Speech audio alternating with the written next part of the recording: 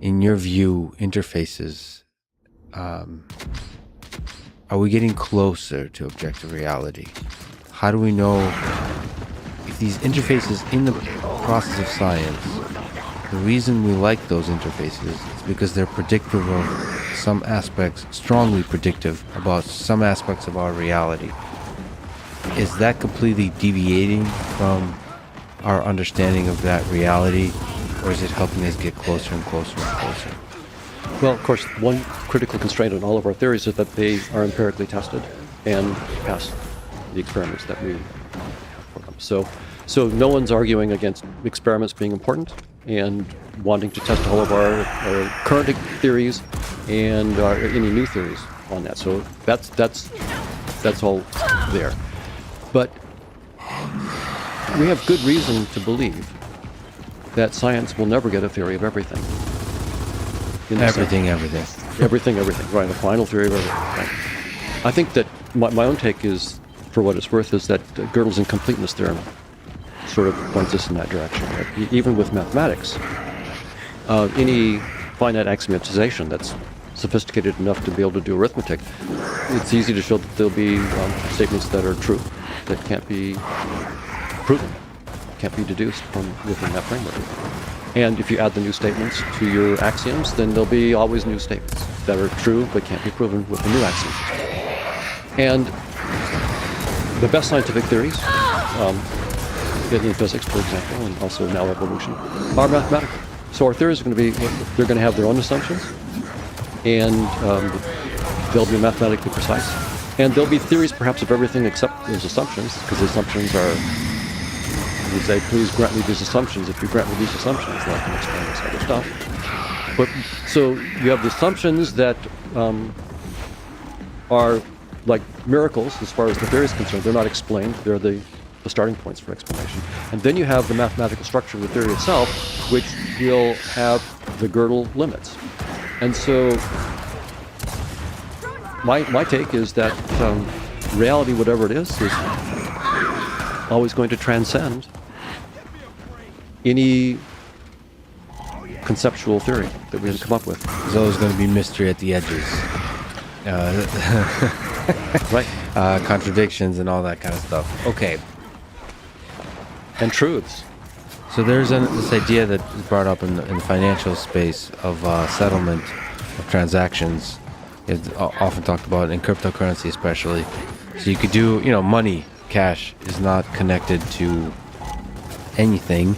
It used to be connected to gold, to physical reality, but then you can use money to exchange value, to transact.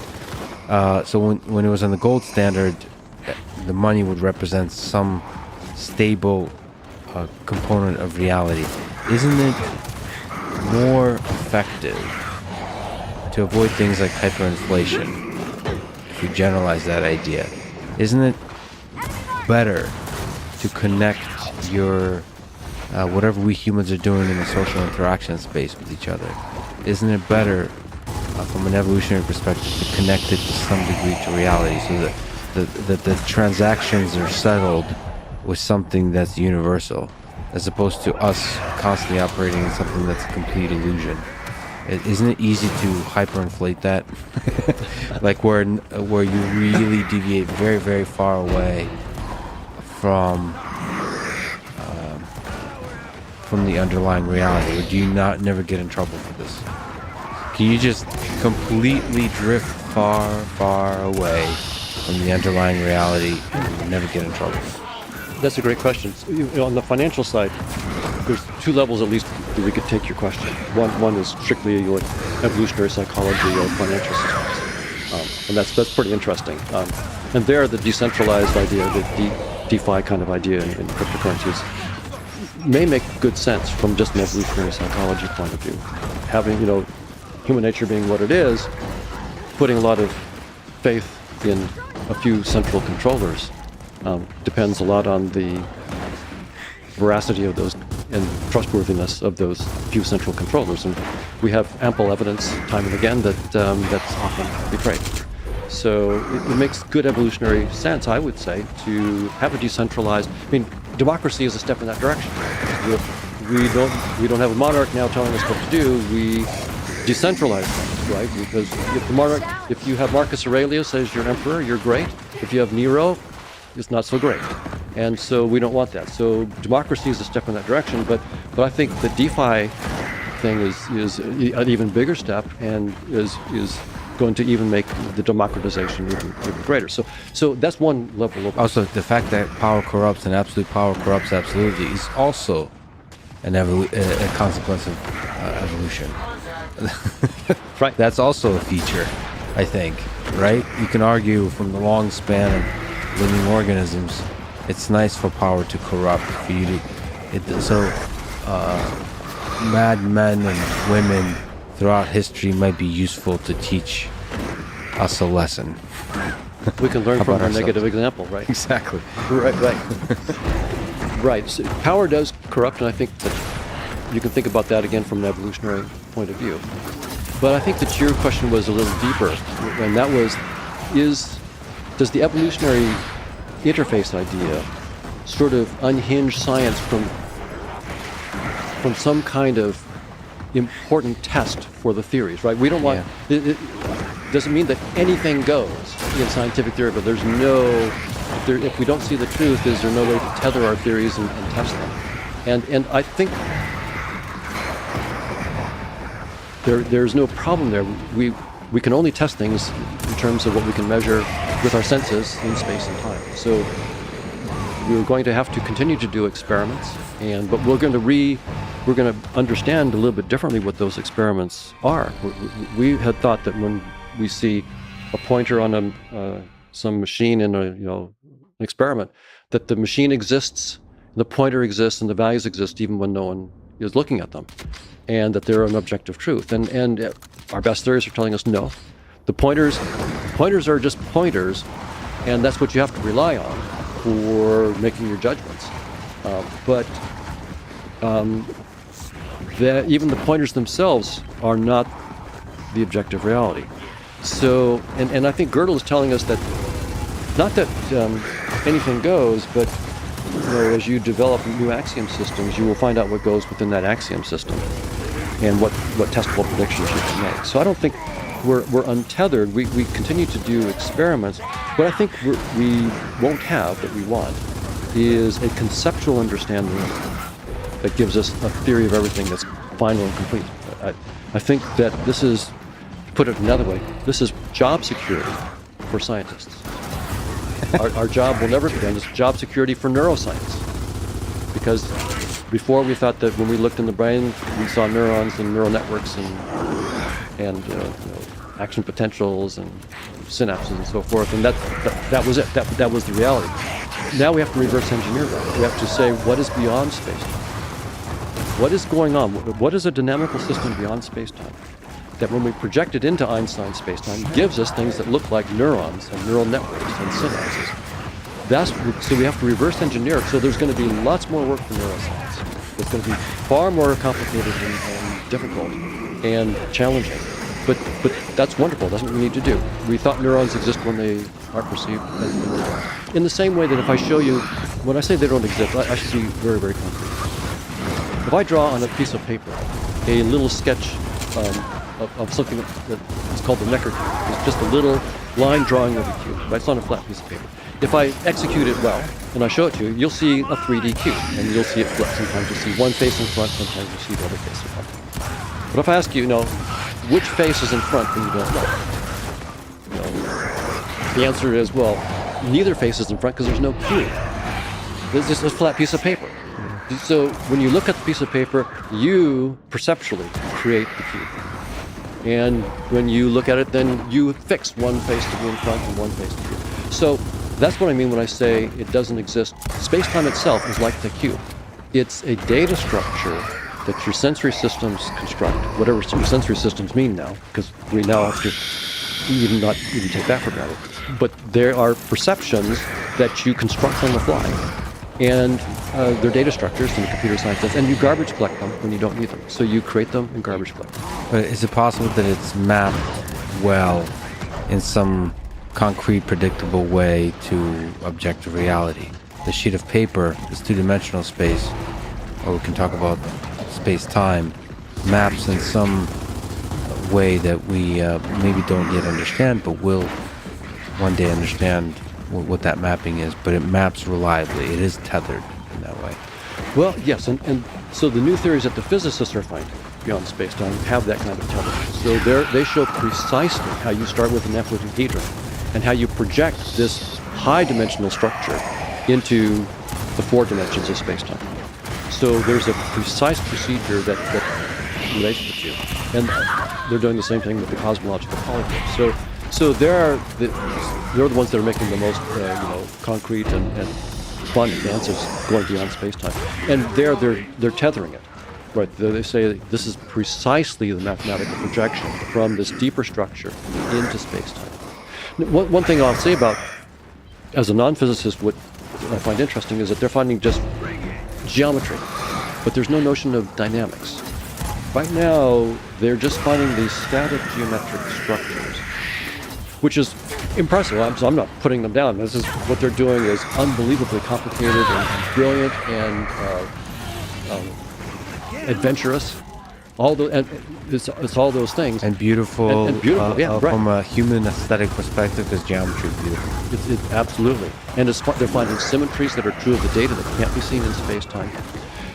But I'm looking for a theory beyond space-time that's a dynamical theory. I would love to find, and we can talk about that at some point, a theory of consciousness in which the dynamics of consciousness itself will give rise to the geometry that the physicists are finding beyond space-time. If we can do that, then we'd have a completely different way of looking at how consciousness is related to what we call the brain or the physical world more generally. Right now, all of my brilliant colleagues, 99% of them, are trying to... They're assuming space-time is fundamental. They're assuming that particles are fundamental. Quarks, gluons, leptons, and so forth. Elements, atoms, and so forth are fundamental, and that therefore neurons and brains are part of objective reality. And that somehow when you get matter that's complicated enough, it will somehow generate conscious experiences by its functional properties. Or if you're panpsychist, maybe you, in addition to the physical properties of particles, you add the consciousness property as well, and then you combine these physical and conscious properties to get more complicated. But they're all doing it within space-time. All of the work that's being done on consciousness and its relationship to the brain is all assumed something that our best theories are telling us is doomed, space-time. Why does that particular assumption bother you the most? So you bring up space-time. I mean, that's just one useful interface we've used for a long time. Surely there's other interfaces. Is space-time just one of the big ones that to build up people's intuition about the fact that they do assume a lot of things strongly? Or is it in fact a fundamental flaw in the way we see the world? Well, everything else that we think we know are things in space-time. Sure. And so when you say space-time is doomed, this is a shot to the heart of the whole framework, the whole conceptual framework that we've had in science. Not to the scientific method, but to the fundamental ontology and also the fundamental methodology, the ontology of space-time and its contents, and the methodology of reductionism, which is that as we go to smaller scales in space-time, we will find more and more fundamental laws.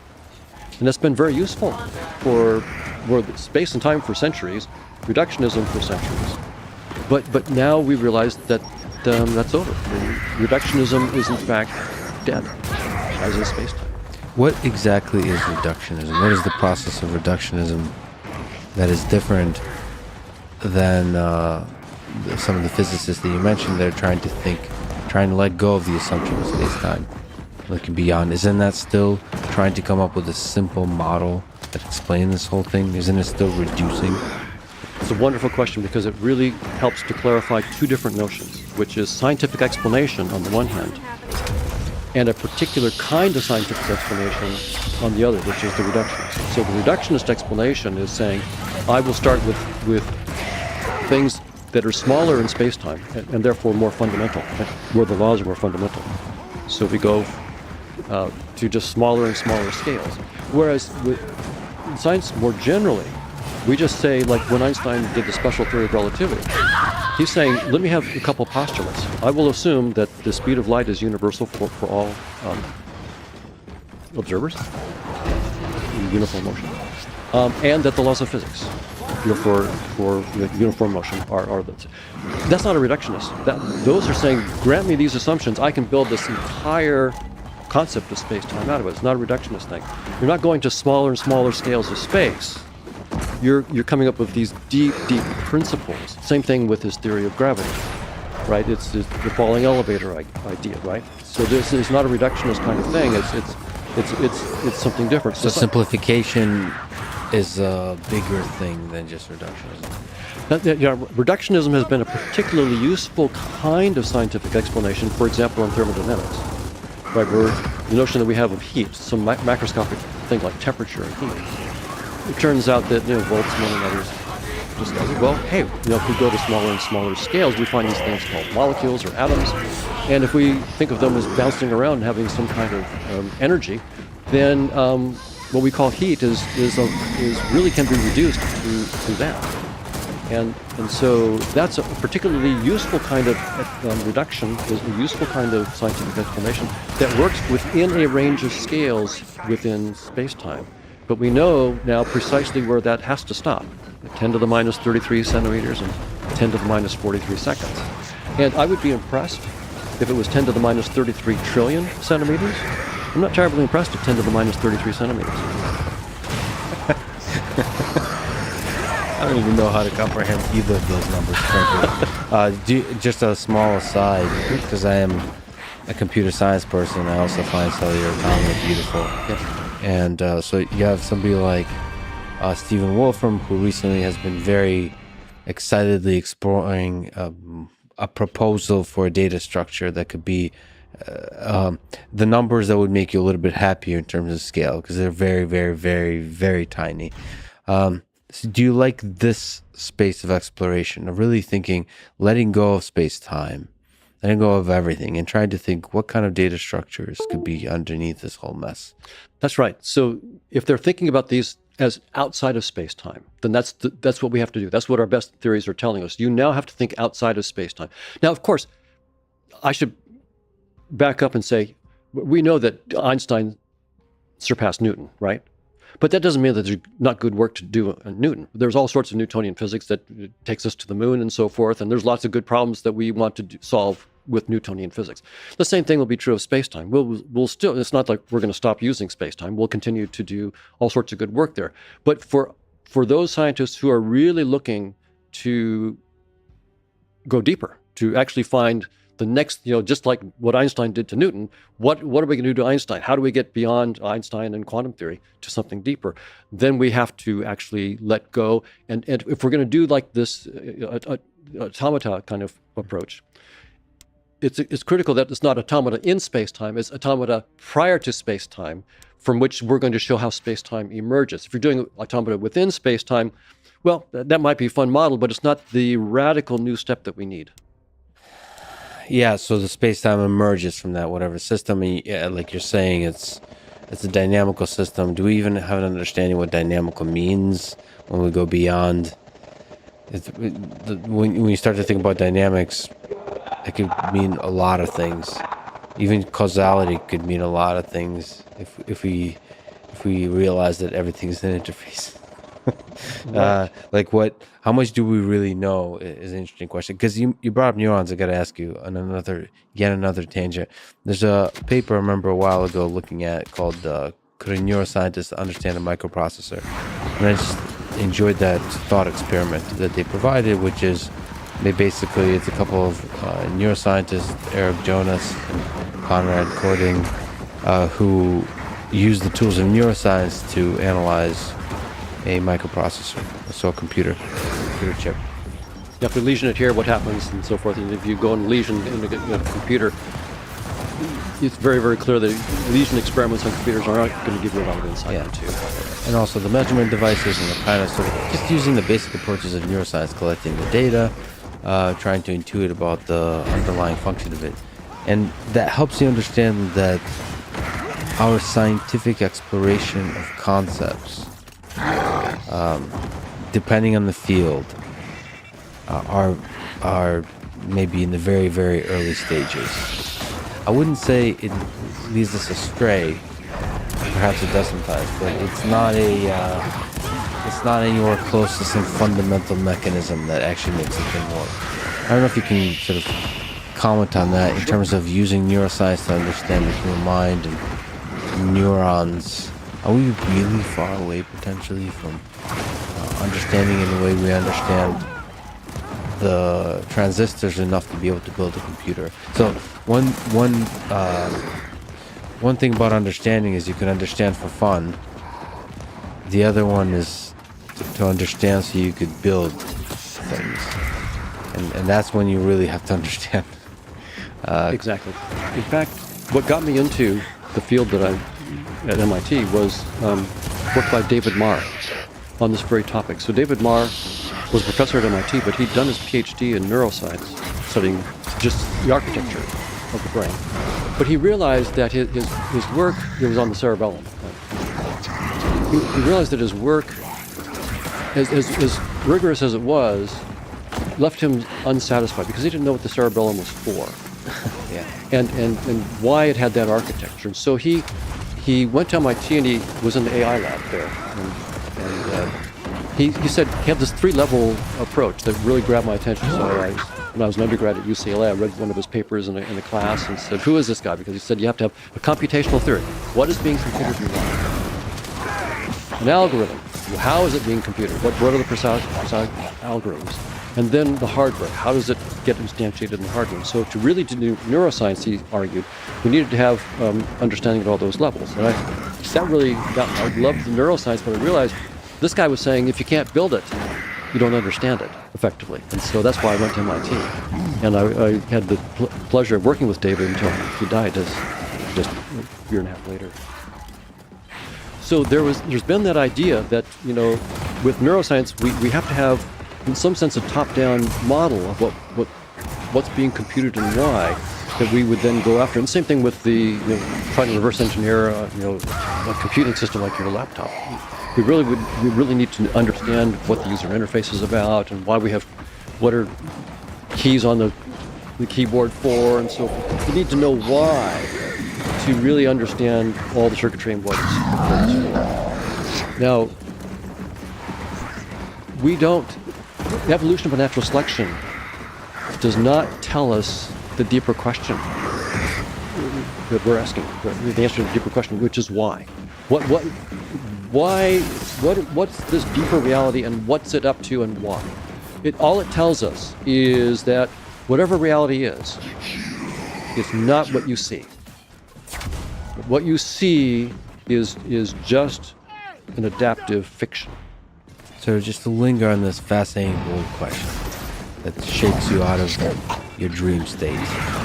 Does this fiction still help you in building intuition, as literary fiction does, about reality?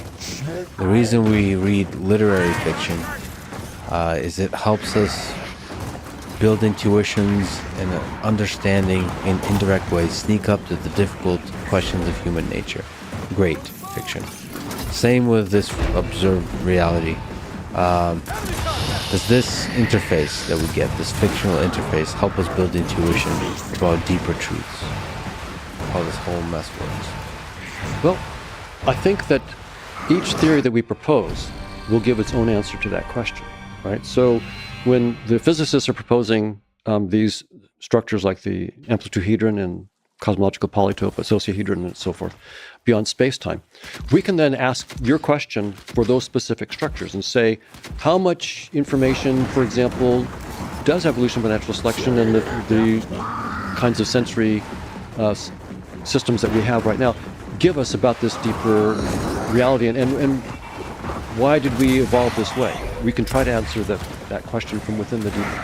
So there's not going to be a general answer. I think what we'll have to do is posit these new deeper theories and then try to answer your question within the framework of those deeper theories, knowing full well that there'll be an even deeper theory. So is this paralyzing though? Because how do we know we're not completely adrift out to sea, lost forever from? So like that our theories are completely lost. So if it's all, if you can never truly deeply introspect to the bottom, if it's always just turtles on top of turtles infinitely, isn't that paralyzing for the scientific mind?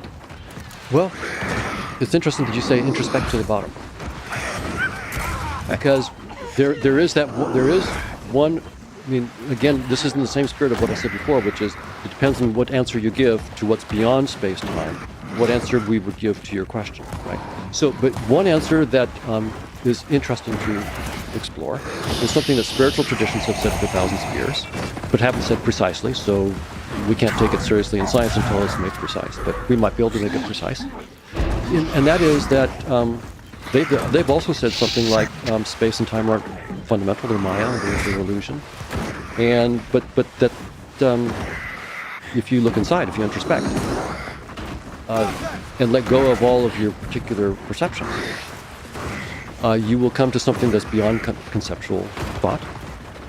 And that is, they claim, being in contact with the deep ground of being that transcends any particular conceptual understanding. If that is correct, and I'm not saying it's correct, and I'm not saying it's not correct, I'm just saying if that's correct, then it would be the case that as scientists, because we also are in touch with this ground of being, we would then not be able to conceptually understand ourselves all the way, but we could know ourselves just by being ourselves. And so there would be a sense in which there is a fundamental grounding to the whole enterprise, because we're not separate from the enterprise. This is the opposite of the impersonal third-person science. This would make science Deeply go personal all the way down, but nevertheless scientific, because the scientific method would still be what we would use all the way down for the conceptual understanding. Unfortunately, you still don't know if you went all the way down. It's possible that this kind of whatever consciousness is, and we'll talk about it, is getting the cliche statement of "be yourself." It is somehow digging at a deeper truth of reality, but you still don't know when you get to the bottom. You know, a lot of people, they'll take psychedelic drugs, and they'll say, well, that takes my mind to certain places where it feels like that is revealing some deeper truth of reality. But you still, it could be interfaces on top of interfaces. That's in your view of this, you really don't know. I mean, it's Gato's incompleteness, is that you really don't know.